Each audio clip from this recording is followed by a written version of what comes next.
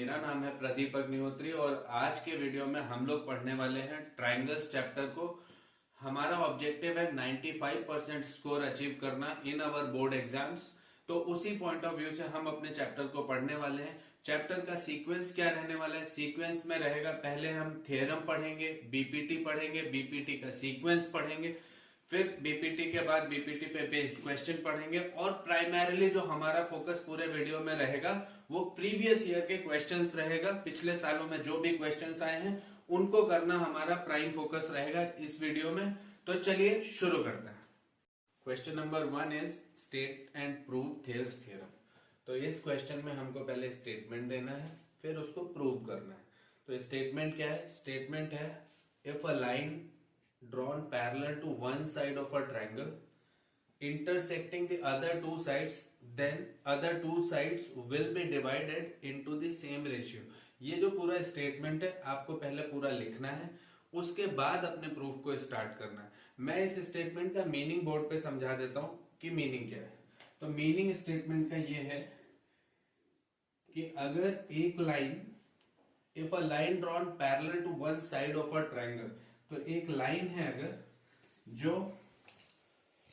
One side of triangle के parallel है and it is intersecting the other two sides at point D and E, so these two sides will be divided into the same ratio. ये इस statement का meaning है। मतलब अगर मैं बोलूं D is parallel to BC है, then according to this theorem, या जो मैंने अभी स्टेटमेंट बोला, अकॉर्डिंग टू दैट स्टेटमेंट हम बोल सकते हैं कि AD upon BD is equal to AE upon EC.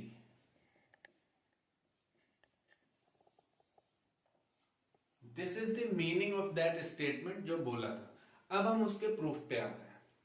तो प्रूफ में हमको सबसे पहले क्या लिखना है? प्रूफ का स्ट्रक्चर हमको क्लियरली लिखना होता है। तो पहला जो पॉइंट लिखेंगे वो लिखेंगे गिवन।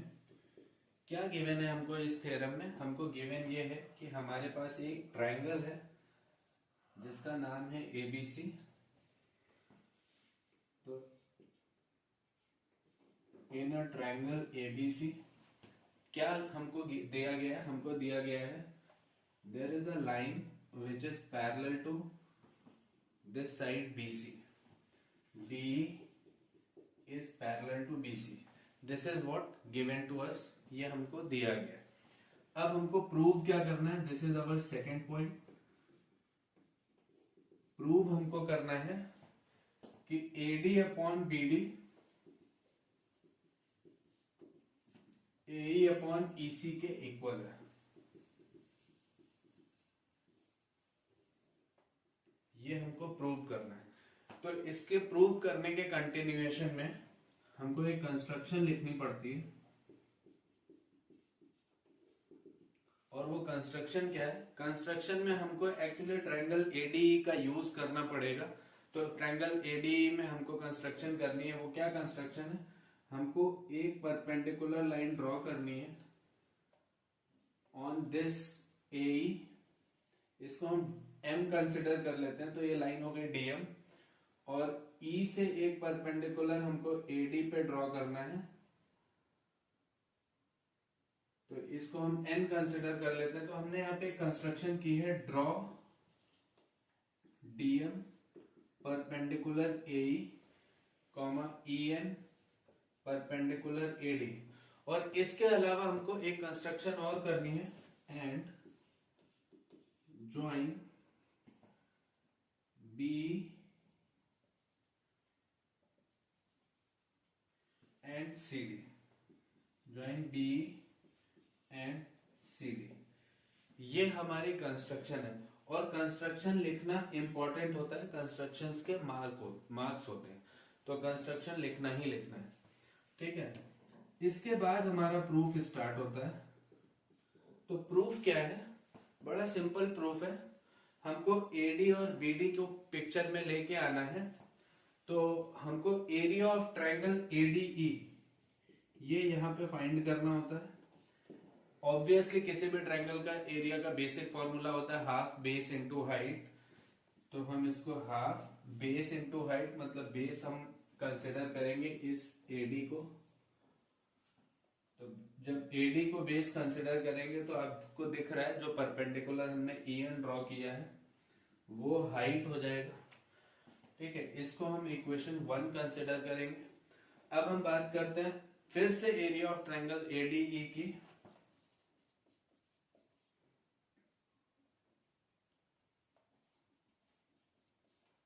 लेकिन अब की बार हम बेस कंसिडर करेंगे इस AE को, तो हाफ AE इंटू हाइट अब की कंसिडर कर लेंगे DM को, और इसको इक्वेशन 2 कंसिडर कर लेंगे।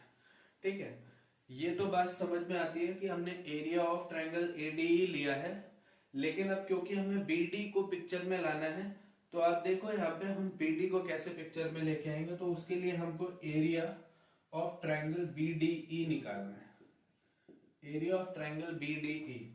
तो अब देखो एरिया ऑफ ट्रायंगल BDE जब निकालेंगे तो BDE ट्रायंगल अगर हम बनाए यहाँ पे, ये रफ फिगर हो सकता है आपका, तो जिसमें B ये है, D ये है, E ये है।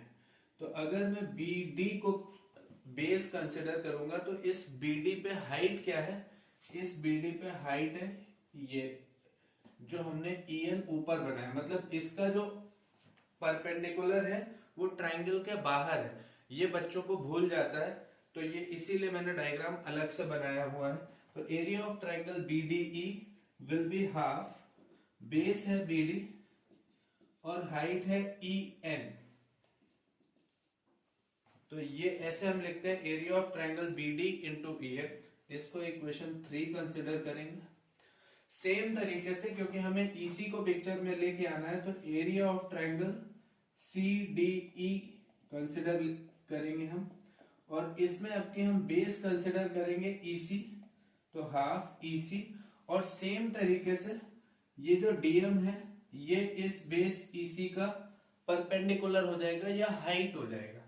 तो यहां पे हम इसको लिख लेंगे DM और इसको कंसिडर करेंगे इक्वेशन 4। और अब देखो अगर मैं इक्वेशन 1 को इक्वेशन 3 से डिवाइड कर देता हूं, तो इक्वेशन 1 को इक्वेशन 3 से डिवाइड करने पे सीधे सीधे दिख रहा है कि हाफ और हाफ कैंसिल हो जाएगा, EN और EN कैंसिल हो जाएगा। तो मैं यहाँ पे लिख देता हूं डिवाइड इक्वेशन 1 बाय इक्वेशन 3। तो जैसे ही हम डिवाइड करते हैं तो हमारे पास आ जाएगा area of triangle ADE upon area of triangle BDE is equal to half and half cancel, EN and EN cancel, तो हमारे पास आ जाएगा AD upon BD।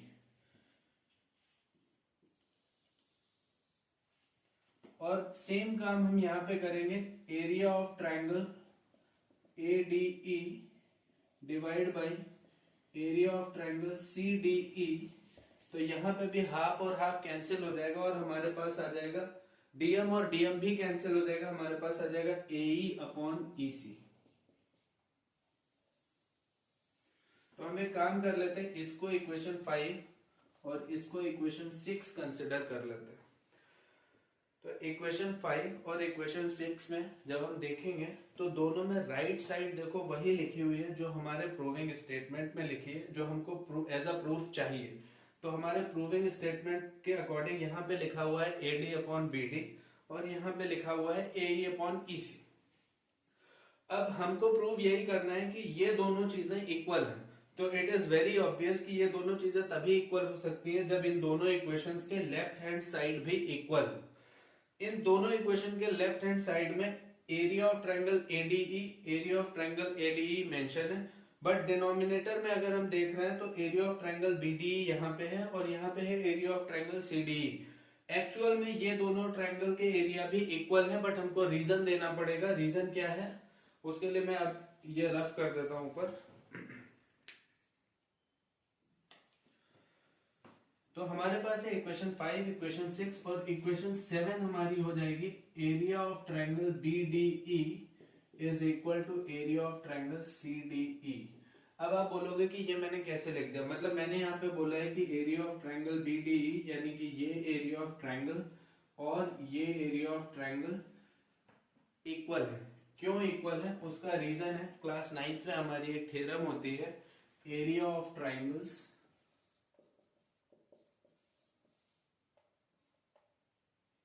On the same base